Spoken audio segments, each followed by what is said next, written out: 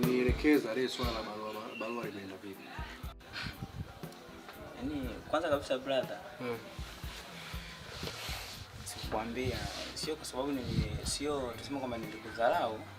Hamna. Hilo?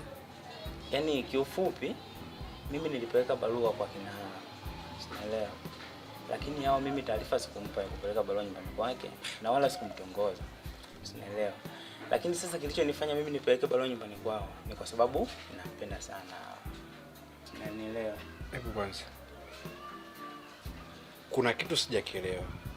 Yaani wewe kama wewe unasema ulipeleka barua haujamwambia yeye mwenyewe. Yaani kwa maana wewe yani kabla yeye kabla wewe kupeleka ile barua hamjaongea nyinyi wewe na hawa. Yaani maongezo yote hayajaendelea kati ya wewe na hawa kisha upeleke ile barua. Yaani kakaangu mimi labda tu niwaambie ukweli. Mimi hao nilikuwa nampenda sana. Ndio? Sina nielewa. Ndio? Na mimi niliona vyema tu kupeleka barua nyumbani kwao hata pasipo kumwambia yeye. Kwa sababu niliona tu nitakuwa ninamheshimisha yeye kama mwanamke. Sikia. Jamii itakuwa inamchukulia vizuri.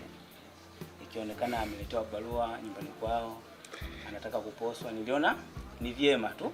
Na ndio maana hata mwenyewe sikumpa taarifa. Hebu sikiza nikwambie ndugu yangu. Maisha ya saa hizi sio kama zamani. Maisha sasa hizi sio kama zamani. Zamani unaweza kufanya kama ile ulilofanya wewe, lakini kwa saa hizi makubaliano kati ya wewe na mwanamke. Mimi nilikuwa na hilo.